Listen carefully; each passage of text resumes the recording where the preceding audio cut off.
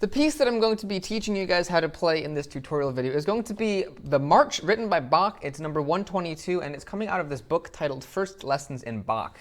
Now this video isn't going to be so much of a performance, it's going to be how to play the piece. I'm going to show you what notes on the piano to put your fingers on and what fingers to put on said notes. Now if you want to hear a performance of this piece, you can go to my channel where I have a video of that exact topic. But this video is going to be, like I said, where to put your fingers on the keys, what fingers to use on the keys, and at the end of this video, I will be playing the piece all the way through. I won't be doing the repeats, but I will play the piece once all the way through at a very slow tempo. So hopefully once you get a little bit familiar with the piece, you can follow along with it and just maybe it'll help you learn the piece. But first, what I want to do is show you the sheet music. So in case you don't have your own version of the sheet music, you can kind of use this as a guide. So let's take a look at that. Then after that, I'll show you how to play the piece. And after that, at the very end of the video, like I said, I'll play the whole piece through. So let's get started. So let's take a look here at the sheet music for the March. Now one thing that we're going to want to take a look at here is the clefs, which are normal. We've got a treble clef up top, a bass clef in bottom that remains throughout the whole piece. That's totally normal. We also have a new time signature. As you can see, we have two sharps. The first one is F sharp and the second one is C sharp, and that means that we are in the key of D major. So when you're going to be playing this piece, it would be a very good idea if you knew how to play the D major scale well. And if you don't know how to do that, I have a video on my channel that explains how to play the D major scale, and I walk through it step by step, note by note, exactly how to practice on the D major scale. And knowing that scale will really help you out with this piece, because as you can see, there's lots of little scale runs in this piece, and almost all of them are based around the key of D major. And there's a couple measures where it goes into other keys. I think in one spot it does go into G major, but other than that, there is basically, I think at one point also goes into A major for like 2 measures. But for the most part of this piece, we are in the key of D major, so knowing the D major scale will really help you play this piece. Another thing you're probably noticing is the strange symbol here, and you might be wondering, what exactly does that mean? It's actually the time signature, but as you can see, it's not the standard time signature that we often see, which is 2 numbers stacked on top of each other.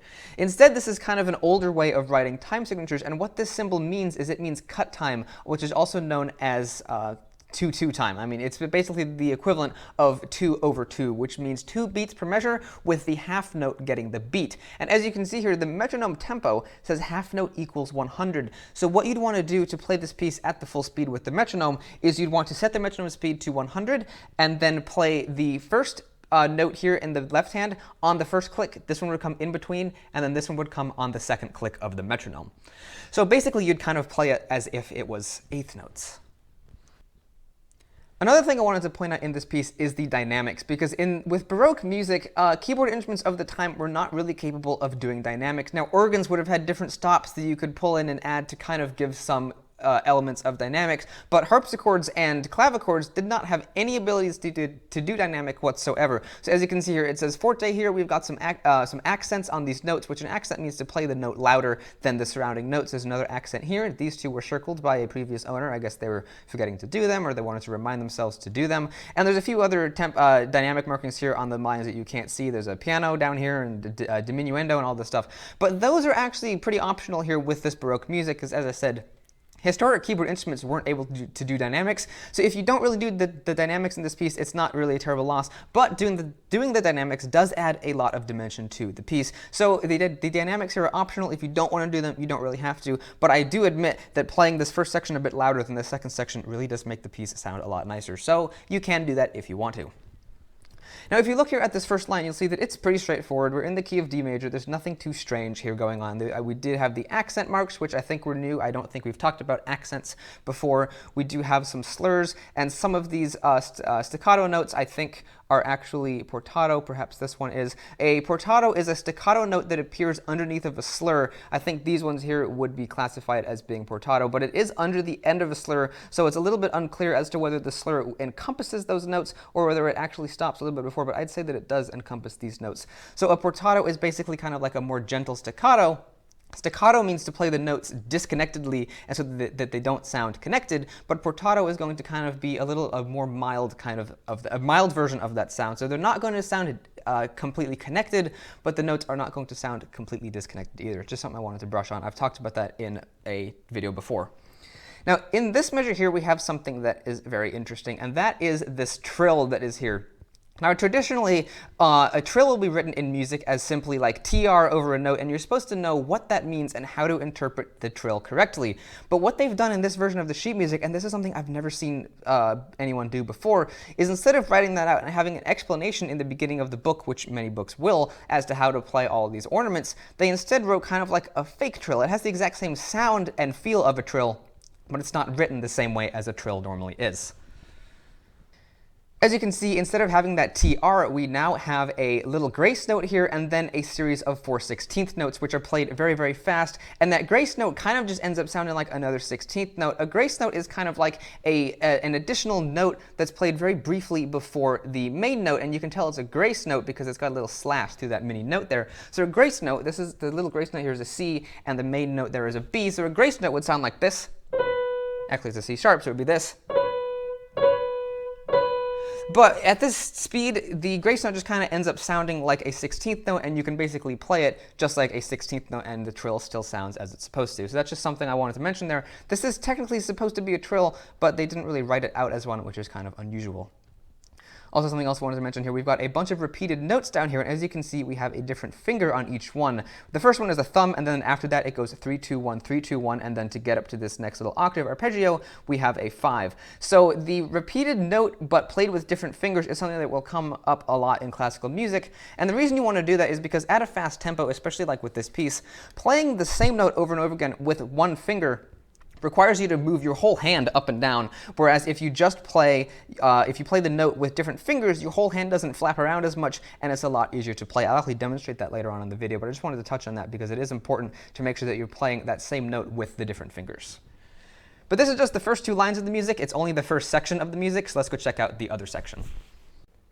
So let's take a look here at the third line of the piece, which as you can see has some more dynamic markings here. We have a piano that basically means to play soft, and we also have a written in accent, which as I said earlier, the dynamics in this piece are pretty optional, and as a result, someone here actually added in their own accent that they felt fit the piece, which I do agree that accent would fit the piece, because this is the same kind of melodic motif we had at the very beginning of the piece, and there were accents there on the third note of the piece as well, and so that accent would fit into the piece. They didn't write one in there for some reason, even though there would be an appropriate accent there too. But who knows? I don't know. I didn't write all this in. Someone else in the past did. As I said, this book is from 1890, so who knows when this is written. This could have been written in like 1940 or 1895 or something. I don't know when all this is written.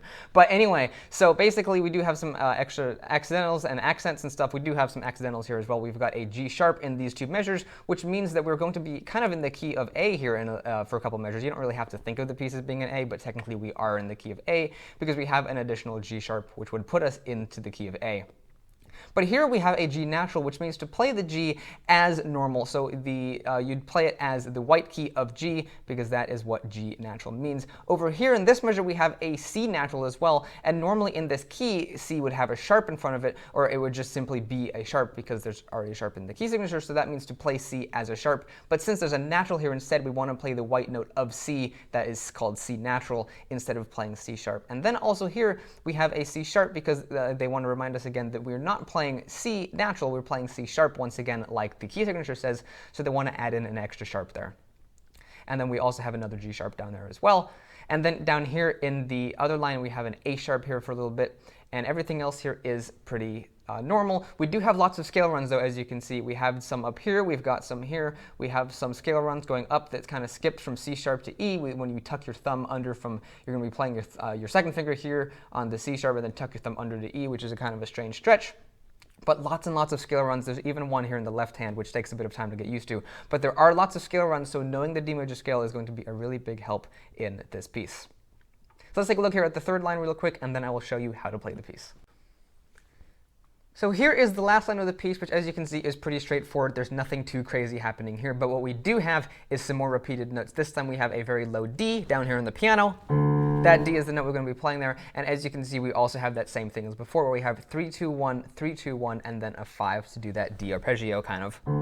D, A, and then D. And so that is another thing you want to do. You want to play that D with 3, 2, 1, 3, 2, 1 instead of just doing like 5, 5, 5, 5, 5, 5, because doing the different fingers on the same note really makes it easier to play. And as I said, I will demonstrate that for you in a little bit here.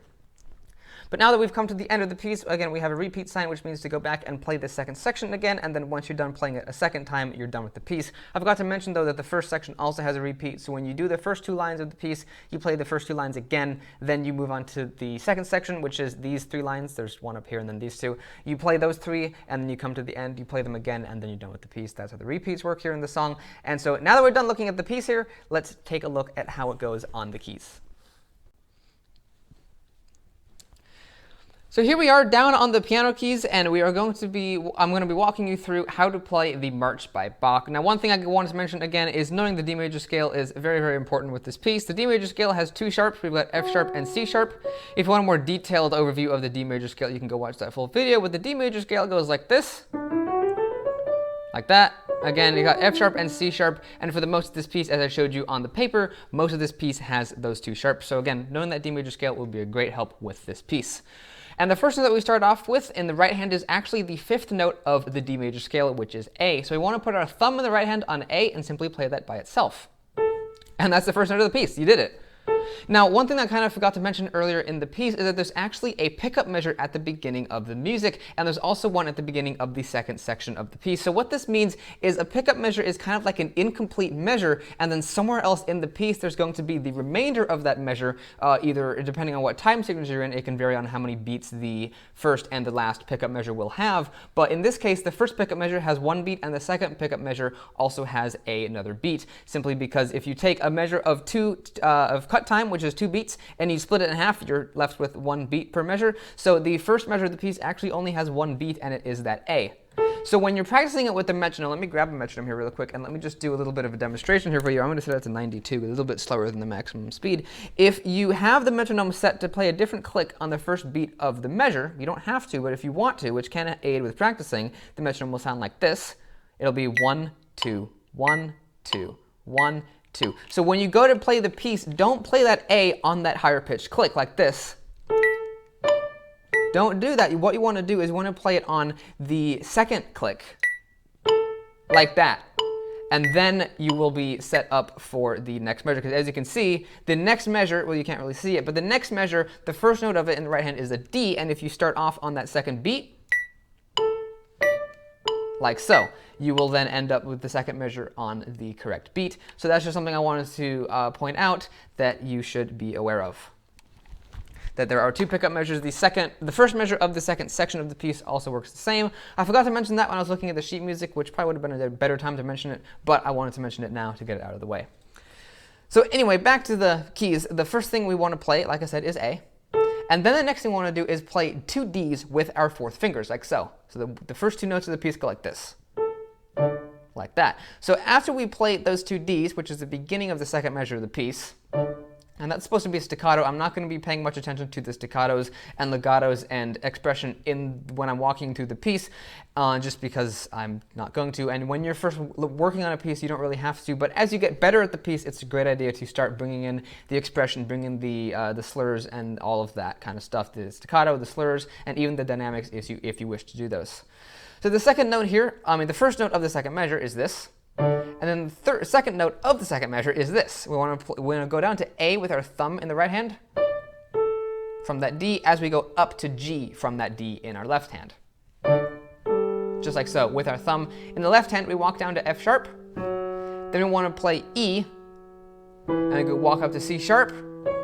And then that is the end of that second measure. The first note of the third measure sounds like this. 2 Ds again, and we play that same little sequence again.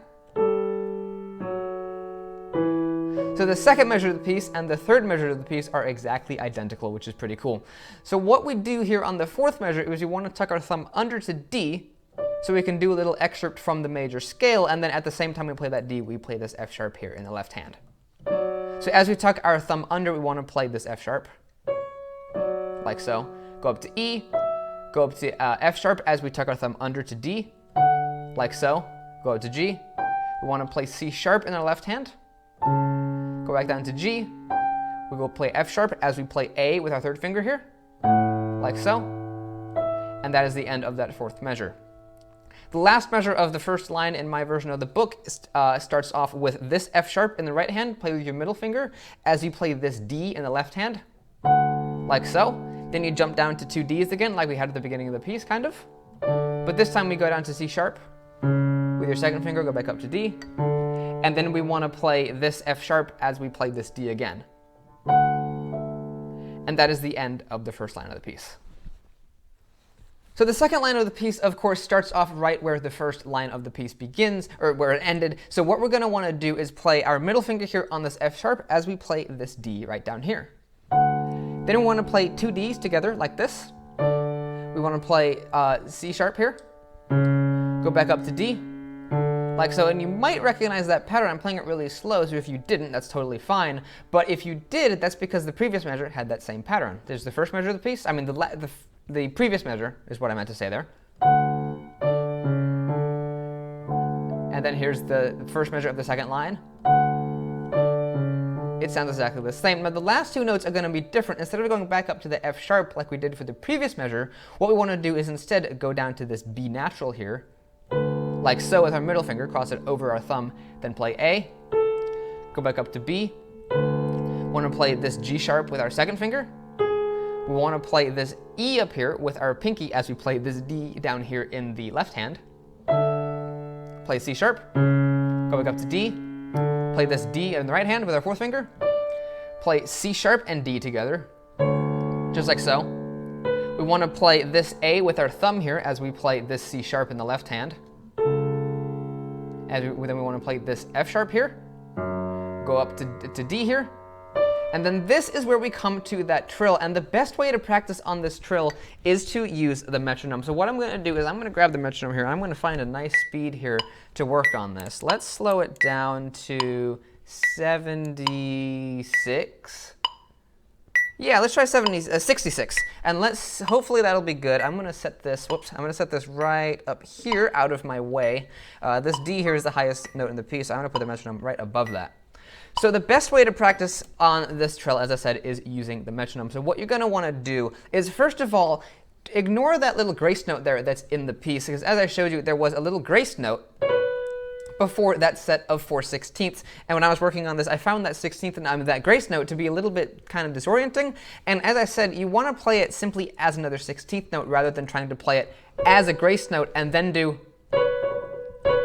Like, don't bother to try to play it quicker than the 16th notes. Just try to play it as one of the 16th notes. So if you have this same situation in your music, just think of that grace note as being a 16th note. So one way you can practice on the piece, though, first of all, is by omitting that grace note and simply going from this D, which is the previous note before the trill, to then simply the group of 4/16th notes that makes up the trill. So like this. Like that. And so with the metronome, that would sound like this. So if we start at the beginning of the measure here, we'd want to do.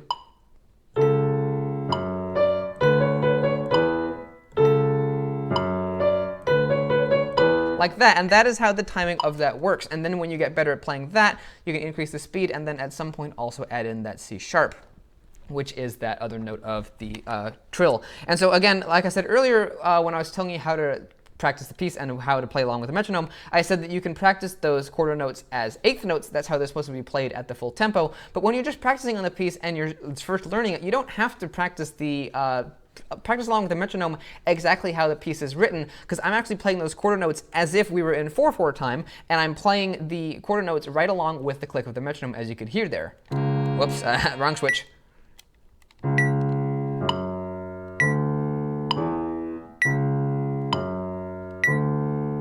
So since I'm practicing it, I'm playing it slowly to kind of understand how it works, and of course to show you guys, I'm playing it slowly along with the metronome at a little bit of a different sort of timing than would be played at the full speed. Just wanted to show you the guys that it's totally okay to do that when you're practicing, to kind of alter the way to alter the relation between the piece and the metronome. As long as you're playing with the metronome and you do understand how the timing is supposed to work, you can kind of divide it like that and kind of make the metronome be playing at a different kind of a speed with the piece, and changing the way the piece works with the metronome to make it easier to practice. I hope that makes sense.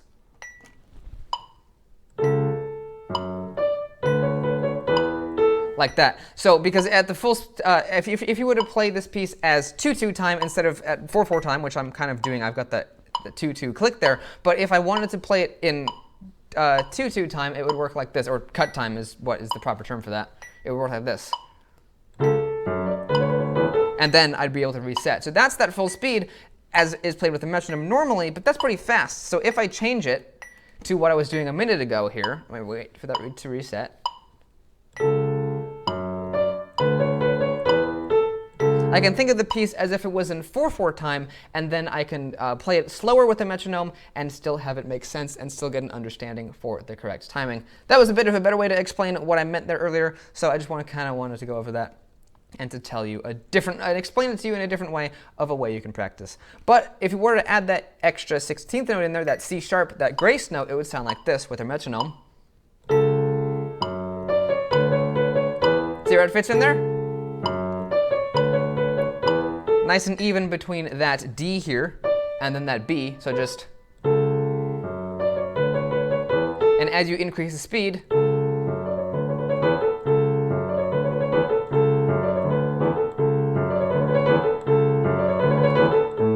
you come out with a very nice sounding trill. At one time there, I didn't actually play the trill, but. And of course, don't try to play the trill too fast. If you're having trouble moving your fingers that fast, don't try to play it that fast. Play it at a speed that's comfortable for you, even if that speed is this slow.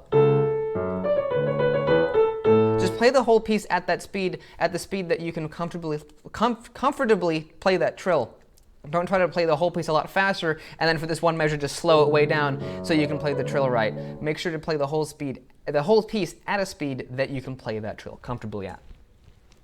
But now I think I've spent enough time in that measure, so let's move on to the second to last measure in the second line, which is after the trill. And we end the trill measure with our thumb on this A, and we want to change it to our second finger on A as we play this thumb down here on A. And the reason we want to play second finger on A is so we can jump down here to E with our thumb. And this is also the measure where we have that measure of repeated A's in the left hand. So this measure is actually pretty simple from a note-wise standpoint. We simply play what's basically an A major chord, just like that, as we play all A's under here in the left hand. Now you notice I just played it all with my thumbs there. That's just because I was just demonstrating the notes that you should use when you're playing this piece. But when you're playing this piece, particularly at full speed, but even when you're practicing it at a slow speed, make sure to actually play it with the correct fingering, which is 3, 2, 1, 3, 2, 1, and then at the beginning of the second measure, when you're up here, this A, change to 5 so you can do this little arpeggio there. So this measure sounds like this. And the second measure is this. And that's the last measure in the second line of the piece. Now the reason you want to play this repeated A down here with multiple fingers is because, let's say we're playing it at the full speed, which is roughly about this. That might be a little bit faster than the full speed, but if you were to play that A with only one finger, whether that's your middle finger, your second finger, your thumb, your pinky, whatever finger you want to choose, it's going to be more difficult. Watch what happens. Yeah, see, I have to flail my whole hand up and down to move that note up and down. Whatever finger I use, it doesn't matter whatever finger I use. If I use the same finger, I have to move my hand way more, and it's way harder than if I just go. See that there's a little bit of kind of like horizontal motion in your hand as you kind of move to get the right fingers in position. But it's a lot easier than going, ah. So that's one thing I wanted to mention, is to make sure that you're playing that repeated note as well as the repeated D at the end of the piece with multiple fingers. Same situation there with the D if you wanted to play it with your pinky, which is kind of what you end that note on. It's harder. You kind of have to move your whole arm to get that kind of, to get that sound. But if you just play it with 3 fingers, it is a lot easier. Now it does take some practice to be able to do that, particularly that kind of switch at the end where you go from playing with your thumb to your pinky, so you can go up here, but just take it nice and slow, practice it nice and evenly at a comfortable speed, and eventually with enough practice you will get it. I spent quite a while talking there about the end of the second line because those last 2 measures are something I really wanted to talk about, that trill as well as the repeated note. But now it's time to move on to the third line of the piece, so let's check out how that goes. Now, kind of like how the first line of the piece had that pickup measure there with that single A, this third line of the piece has a pickup measure with a single E in it. And what's kind of interesting is that that is the second half of that pickup measure. We had the 1 beat at the beginning, and now we have the second beat of that 2-beat measure at the beginning of the second part of the piece. And if you listen to this first measure or two, You'll recognize that theme from the beginning, which was this. It's just basically the same note, except it's moved up a fifth. Instead of starting on A, we start on E, which is a 1, 2, 3, 4, 5, a fifth up from this A. So that's something kind of interesting. So it works the same way as the beginning did. We put our thumb on E instead of A, and we want to play our fourth finger on this A up here. And then we want to put our fourth finger down here on A as well. Kind of like we did for the beginning, except we're playing A's now instead of D's. But what we want to do next is we want to play, first we want to play those A's, then we want to play this E in the right hand as we play this D, go down to C sharp, play B as we play F sharp up here with our second finger, go up to G sharp. This is those two measures were in the key of A here. We want to go back up to A, we want to go back down to E, and up to D at the same time, play C sharp, play B, and then play F sharp. We want to go up to G sharp, we want to play A, then we want to play something different than we did in the first line of the piece. We want to play this B natural, we want to play this G natural, we want to play this F sharp, we want to play this C sharp with our second finger, go back up to F sharp in the right hand, play G as we play this A here, just like so, and then we want to play this F sharp here. Now, in the sheet music, there's something interesting here on the next note, which is this D in the right hand. The sheet music says to play it with a 4, which, and I've looked at other fingerings for the previous measure, it's pretty much impossible without doing a jump to land on that 4. So there's two ways you can take this. You can go from this F sharp and jump down with your fourth finger to this D, which is a little bit strange, but what I like to do is play this D with my thumb, and then silently change it to my fourth finger. And now the reason we change it to our fourth finger is because later on in the measure, like a couple beats later from here, we jump down to this A with our thumb and go up to the D major scale. But so we want to be on this D, otherwise we'd have to make a weird jump here, which generally is not considered an appropriate thing to do. But apparently earlier in the measure, it was okay to go from, I forget what finger that F sharp was on, but we wanted to go, I think it was the thumb. We wanted to go from our thumb then to our fourth finger, which is kind of a strange jump. So I like to play the D there with my thumb and then change it to my fourth finger while holding that note down. If you've seen some of the other previous videos, you'll recognize that kind of a move. I think it happens again later on in the piece. Yeah, it does happen again later on in the piece, or it can happen depending on how you do the fingering. So it's a thing you should get used to a lot with this Baroque music, because it can happen a lot, and sometimes even in later music as well. That's how that little switch there works. You play the thumb, whoops, that was the wrong note. You play that thumb, and then change to the fourth finger while holding it down. It's really quite simple, and then you're ready to move on later on in the measure. Now again, like I said, you could just jump to the fourth finger. That previous note is supposed to be staccato after all, but I kind of like doing 3 to 1, and then change to 4, which is a bit more natural, because your thumb's already there anyway. So after we walk up the D major scale for those 3 notes there in the left hand, after we jump down to that D, we go D and then E and then F sharp, and we change to our fourth finger here. We want to go to that A, like I mentioned earlier. We want to play this D again in the left hand as we play this B. Then we want to play a C natural, and that's the end of that measure, and we want to move on to the next one, which is done by pressing this B with our thumb here, which is kind of a little funny scrunch to go from that C to that B with your thumb, but it's totally fine. Like that. Then we want to go up to this D with your second finger, play E, play F sharp, play G, and as you can see, that basically walks up the D major scale. We're skipping D sharp, but it is the D major scale. It's the D major scale, except starting on B and skipping that C sharp. Then after we get to that G, we want to jump back down to that B with our thumb. We want to play this G sharp here with our second finger. Then we want to, that's a very strange sounding interval, but it's okay because it resolves in the next measure here. We want to play this D, and then we want to play, that's actually the end of that line, and so the next line is going to go like this. After we play this G sharp, we then want to go on to the next line, which goes like this. So the next line of the piece here, it goes like this. We want to play this A down here with our thumb as we play this C sharp with the right hand. We want to tuck our thumb under to E like so, which is kind of a weird stretch. You might want to kind of put your thumb there on that D by accident because it's an easier stretch, but don't do that. Make sure to play that E because it has a different sound. Playing the D there is a different scale and has a different sound than playing that E there. Obviously, it's different from this. So make sure to play that E there. You can kind of remember that measure and remember that you have to do that weird stretch by, okay, here's that measure that has that strange stretch. You can kind of use that as like a little waypoint. Make sure to remember to play that funny stretch there in that measure. Might help you play it a little bit easier. So after you do that strange stretch, as you saw, you walk up the scale. You want to play F sharp next, play G, play A. Then you want to play the C sharp with your second finger. And then the next note you want to play is this A sharp here as you play this D with your thumb. Like so. You want to play your middle finger on E here. Then you want to play this D and this B at the same time. Your thumb's kind of both on it already, so you want to play it. You want to play this G.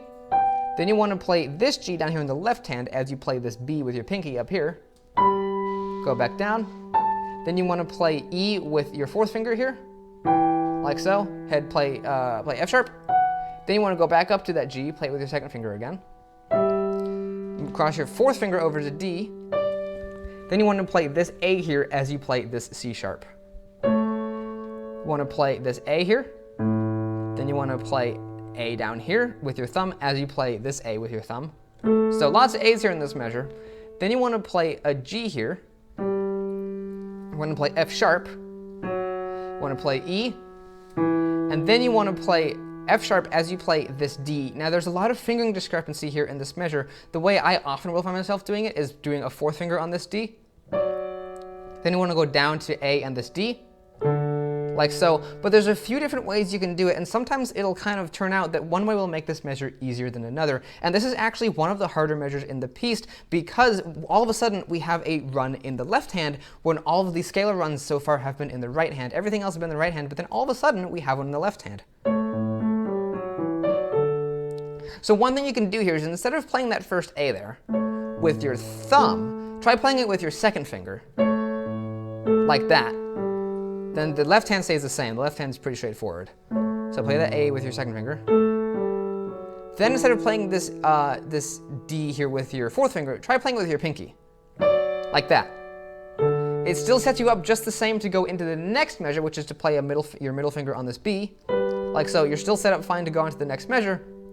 But if you play your second finger here on this A, it's a little bit of a stranger stretch going from the C sharp, but getting up here to this D is a bit easier, and somehow it's also a bit easier to play your fifth finger along with your middle finger in the left hand, and then to play your second finger with your pinky, than it is to play your fourth finger here in your right hand, and then to play your thumb. Somehow doing this is ever so slightly more difficult than to play this. It's just doing this just flows a little bit easier. So if you're having a bit of challenge with this measure, make sure to just test out the fingering in the right hand. And if you like that alternate fingering that I showed you, where you play the second finger on A and then play this D with your pinky, go back to A, just try that out and see if that makes that measure flow smoother for you. But now it's time to move on to the next measure, which, as I said, starts off by playing your middle finger on B, like so. And then you want to play this G down here as well. So let me kind of flow into the second measure here with the previous measure. Like so. Want to play your second finger down there on G as you play your middle finger on B. Want to play A. Want to play G here. Now this G that I'm holding in the left hand, you don't want to be holding it the whole time. Like I said, I'm not going to be paying attention to staccatos and slurs in this little walkthrough. I'm just focusing on the notes and what fingers to use. But that note there was actually staccato, so it would actually sound like this. The right hand is actually legato, but the left hand there is staccato. So make sure that when you're actually playing the piece that you're paying attention to the staccato and legato. But in the walkthrough, I'm going to show you what fingers to play on what notes, so I'm not really going to be paying attention to the staccato and legato. Now we want to play this G. I want to play this B. There's a few different fingers you could use here as well. Want to play that G again. You could probably play that with your thumb, but I think it's better to leave it as your second finger because the next note you want to play is this A. As you play the C sharp in the right hand, and just going from 2 to 1 is easier than going from 1 to 2 to 1. A little more natural to go from 2 to 1, that A. So the next line here goes like this. You want to start off with your your thumb on A, like I said, and then you want to play this C sharp here. Go down to A, go up to B, play C sharp with the middle finger, tuck your thumb under to D, go up to E, and then play G again, as you remember, with your second finger. Play F sharp, play G natural. Then you want to play A here as you play this F sharp in your left hand. Then you want to play this D in your right hand with your thumb as you play this B in the left hand with your thumb. Then you want to play this E here with your middle finger, although you probably could use your second finger for it as well. Again, the fingering can be a little bit optional if it doesn't mess you up for in a later measure of the piece. If doing a certain fingering in a certain measure is gonna let you go on to the next measure fine, then changing the fingering I would say is perfectly fine. But sometimes there's no, like in that one measure there with the little funny stretch to the A and then playing that, there's no fingering written there. There's just a pinky on that D there. So, you know, that whole measure was pretty open for different fingerings. But the measure we're on right now here is playing pinky on this A and then playing thumb on D and B. And play G. You want to play your second finger here on E. And then you can play your thumb here on this D as you play that. And then you can cross your second finger over to C sharp. Then you want to play this D. And then we have that second to last measure of the piece that has that repeated D in the bass. So what we want to do is jump down an octave in your left hand to play this D way down here, and then play that repeated note. Like so. And then change to pinky and just go up to A and then to D. So in the right hand, it's kind of just basically like a D major chord. You can use 3 or 4. The sheet music says to do 4, but which is a bit more comfortable, but you could also do 3 if you wanted to. Either way works. So what you want to do there, as I showed you, is to play D and A, and then that, like that, and then change to pinky, just like so. Now again, you want to make sure, like I showed you earlier in the video, you want to make sure to play a different finger on that D every time you play it. Because at the full speed, which is roughly about this fast, playing a single finger there is going to be more difficult than to play this. It will take a bit of practice, like I said, especially that switch from the thumb to the pinky. But you can get it, and the notes are actually really rather simple. It's just a bunch of Ds, and then D, A, D. So if you're having trouble with that, just practice it nice and slowly. Like that. If slower is comfortable for you, play it at that speed. And just once you get comfortable with that, just slowly start bumping up the metronome speed little by little, and then eventually you will be able to play it just totally fine. So that is a walkthrough of the entire piece. Now, of course, after the second line of the piece, you can do the repeat there, and then you can go back to the beginning of the piece, play the first 2 lines through, then move on to the last 3 lines of the piece, play, when you get to the end of the piece, repeat again to the beginning of the last 3 lines, and then when you're done with that, you're done with the piece. And I've done that, minus the repeats. I've walked you through the entire piece without the repeats. So we're done with the piece now. So what I wanted to do now is get the metronome out and play it at a really slow speed all the way through. Again, I'm not going to be paying attention to the staccato and legato, because at a super slow speed, playing staccato notes can be kind of strange. It just leaves a lot of empty space, and it can be actually kind of disorienting. So I'm going to set the metronome to a really slow speed here. Let's see, is this good? I think so. I think that's a good speed. Let's set it to 60. I'm going to set the metronome to click once every 4 beats, because as I said, for practicing, I'm going to be interpreting the piece as if it was in 4/4 time, which would mean that each quarter note would actually land on a click of the metronome. Like so, like this. And then every time a new measure comes, the first note of the measure is going to be that higher pitched click. But when you're actually practicing the piece and when you're actually playing the piece at a faster speed, or even if you just wanted to even play it at 60, but with the normal timing, you'd actually want to play those quarter notes as if they were 1/8 notes, which means you want to play the first one on the beat, and then the second one is going to kind of come in between, like so. Like so. I started off a little bit too fast there for the metronome speed, but that's how it works.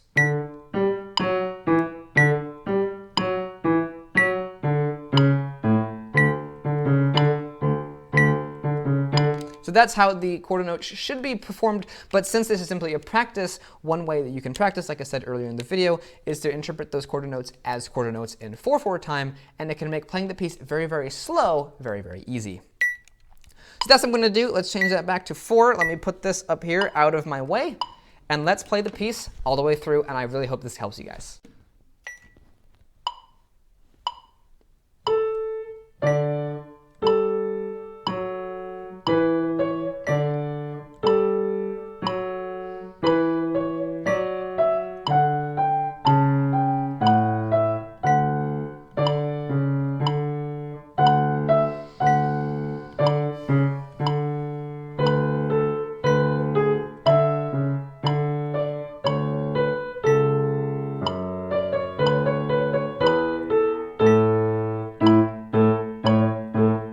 I'm not going to do the repeat here. Let's move on to the second section of the piece.